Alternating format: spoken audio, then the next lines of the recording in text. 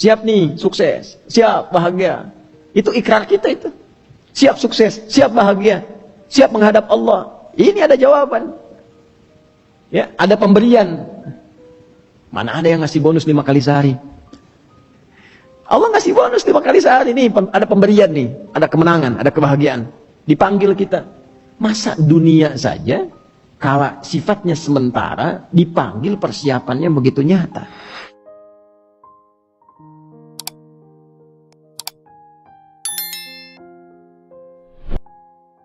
Hubungan antara akidah, kemudian ibadah, kemudian muamalah, kemudian akhlak.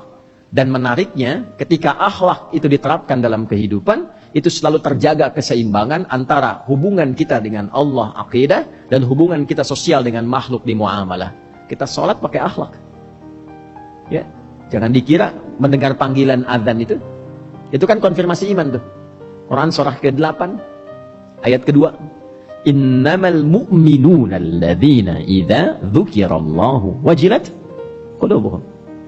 Sungguh ciri orang beriman itu akan dikonfirmasi jika disebutkan nama Allah, ada konfirmasi getaran dalam hatinya. Kapan kita mendengar nama Allah itu?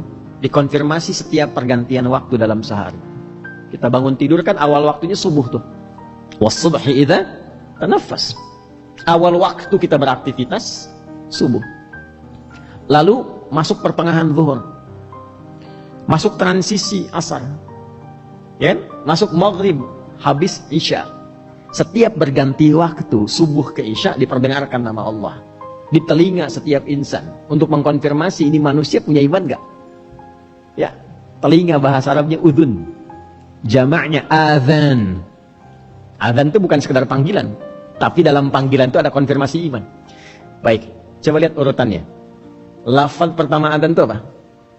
Allahu Akbar, Allahu Akbar. Kan? Tauhid bukan? Akidah bukan? Akidah bukan? Akidah kan? Baik ya? Kalau belum paham itu akidah, teruskan. Asyhadu an la ilaha illallah. Akidah bukan? Ya kan? Akidah ngikut siapa? Nabi. Wa asyhadu anna Muhammadan Rasulullah.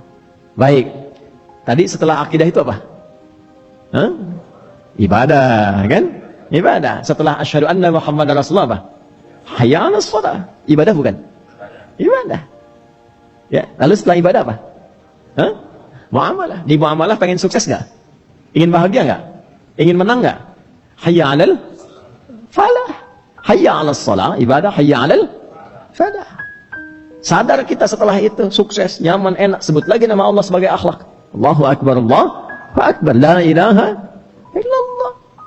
Makanya ketika mendengar adzan ada getaran di hati. Allahu Akbar, Allahu Akbar, getar hati kita. Itu getaran iman. Nah, yang belum punya iman itu nggak ada getarannya, nggak bisa ditemukan itu. Dicek setiap hari, dicek setiap hari. Nanti kalau sudah sempurna latihan kita dari ujung kepala sampai ujung kaki, dipanggil itu langsung punya akhlak. Begitu ada panggilan itu bukan cuma getaran, tapi ada persiapan kita untuk menyambut panggilan itu, karena panggilan itu konfirmasi iman dari Allah kepada kita langsung. Panggilan itu janji kebahagiaan, janji kesuksesan, janji kemenangan. Ya, kalau Anda dapat berita dari kantor, hari ini Anda dapat bonus, silahkan ngambil langsung dari direktur. Pakai pakaian begini apa ganti? Serapi mungkin, bonus. Ya kan? Apalagi promosi jabatan. Ya kan? Sudah dapat bonus promosi jabatan. Pakai jas. Pakai dasi, Bu. Masa ibu pakai dasi? Tapi pakaian terbaik kan? Ya, nah ini kita dapat konfirmasi setiap pergantian waktu dari Allah.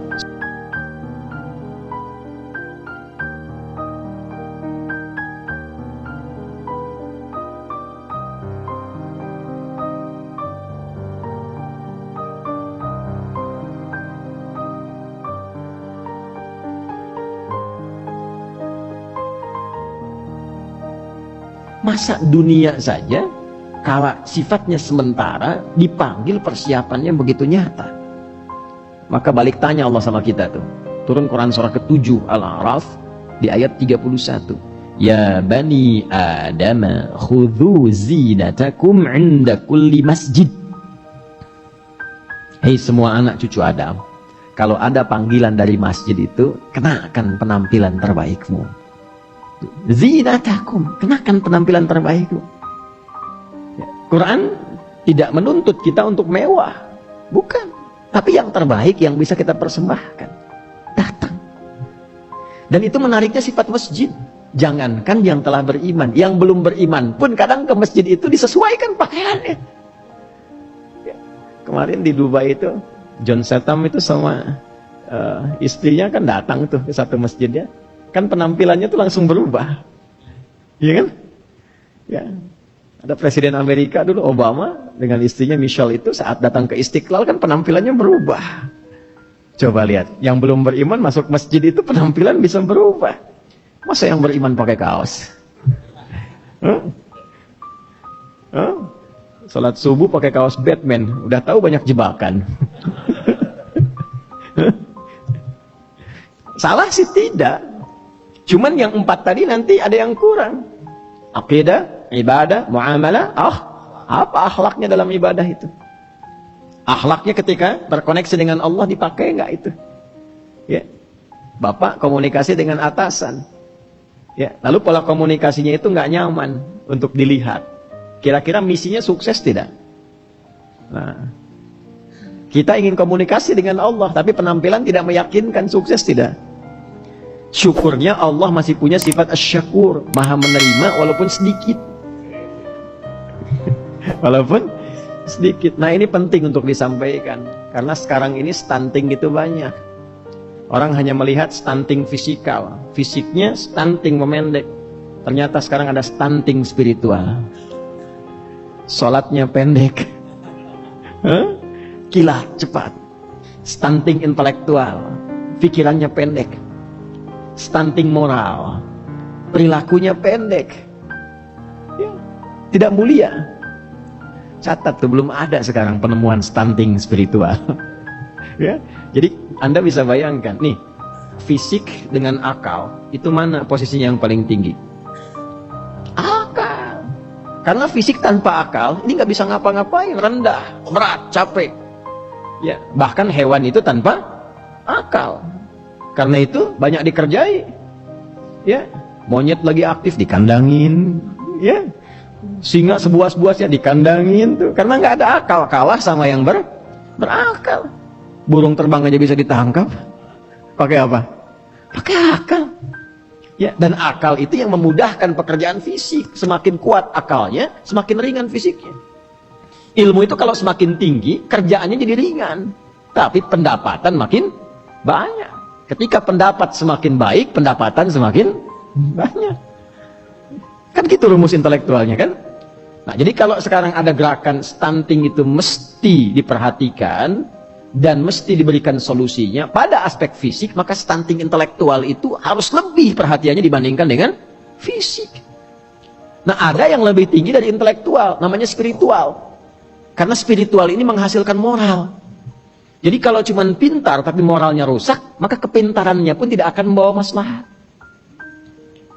Ya, maaf. Orang yang rendah intelektual, ada yang menyebutnya dengan bodoh misalnya, dengan orang pintar. Tapi moralnya berbeda. Pilih mana? Orang yang bodoh tapi baik, atau orang yang pintar tapi jahat? Sudah, jangan pilih yang ketiga dulu. Kita kan sedang memperbandingkan dua hal ini. Ya, walaupun tidak sampai apple to apple perbandingan ini, tapi dari aspek nilainya itu serupa. Aspek nilainya serupa. Ya, bagaimana kita bisa melihat sisi nilainya, Pak, Ibu? Orang bodoh tapi baik itu, kalaupun berbuat salah, salahnya muncul dengan kebodohannya. Jadi dampaknya, daya rusaknya itu nggak terlalu besar karena bodoh. Itu. Tapi kalau pintar dan dia jahat, itu merusaknya pasti berat. Karena pintar, kepintarannya digunakan untuk menipu. Ya, ada orang bodoh mau nyuri motor, tapi nggak tahu caranya. Karena nggak tahu, nggak jalan-jalan, dia paling dapat spionnya, rusak habis. Ya. Tapi kalau orang pintar, sepersekian detik tak jalan itu. Semakin pintar, semakin banyak. Ya. Sapi itu tidak punya bakat korupsi. Sapi. Karena nggak punya akal. Ya kan? Tidak punya akal. Karena itu makanannya tetap rumput. Ya. Silahkan kasih emas. Sapi kasih emas 2 kilo, nggak akan dimakan. Kamu dimakan. Manusia makin pintar, makanan yang bisa berubah dari nasi jadi aspal. Aspal dimakan tuh. Makanya orang mengatakan dia makan proyek tuh. Proyek dimakan. Nah, apa yang menjaga supaya akal ini tetap dalam fungsinya yang baik? Itu kekuatan moral. Nah, di sini ada perintah. Moral itu bisa lahir, karakter moral itu bisa terbentuk dengan baik kalau spiritualnya kuat. Perintahnya dari sini, bukan dari sini. Ini itu hanya mengkonstruksikan perintah gimana supaya cepat dieksekusi oleh fisik. Tapi perintahnya dari sini, dari nafas. Innan nafsa la'ammaratun bis-su. Kalau nggak diolah, perintahnya jadi buruk. Semakin pintar akalnya dikonstruksikan oleh akal, semakin cepat dieksekusi. Jadi akal itu netral saja. Semakin ilmu banyak, semakin mudah mengkonstruksikan bagaimana yang dilakukan dengan cepat, bagaimana sistematis, tapi perintahnya dari sini. Kalau dia baik, maka semua kebaikan itu akan cepat, tuntas, dan sempurna dilakukan. Maka sekarang, stunting spiritual itu, yang nanti menyebabkan stunting moral, itu harus lebih tinggi perhatiannya dibandingkan stunting intelektual, dibandingkan stunting fisikal. Bikin status tuh. Belum ada kan? Jadi kalau gerakan stunting fisikal itu banyak dicegah sekarang, ya stunting moral itu harus lebih banyak. Ya, wah ini fisiknya kecil, iya tapi saya nggak korupsi Pak. Yang besar-besar itu yang korupsi. Misalnya, jawabannya gimana tuh? Maka kita berharap tinggi, pintar dan baik. Nah, semua bagian tubuh, ujung kepala sampai kaki, kalau dilatih lewat akidah yang benar, ibadah yang benar, muamalahnya benar, akhlaknya benar, maka berubah jadi hamba Allah yang seutuhnya. Disayang tidak sama Allah? Pasti disayang. Ya, sifat kasih Allah yang menyayangi hamba di dunia disebut Rahman. Berubah kita jadi hamba yang disayang Allah. Hamba Allah itu di dunia satu atau banyak? Banyak. Maka hamba, abdun, jamaknya ibadun. Sifat Allah Rahman yang menyayangi hamba, maka lekat dengan nama hamba itu, maka disebutlah ibadur Rahman. Kalau sudah jadi ibadur Rahman, itu ujung kepala sampai ujung kaki sempurna karakteristiknya. Itulah yang dimaksudkan dalam surah Al-Furqan, wa ibadur rahmanil ladzina yamshuna 'alal ardi hauna wa idza khatabahumul jahiluna qalu salama, dan seterusnya ayat sampai nanti ketemu Allah, sampai bersyukur. Itu hidup kita tuh itu aja.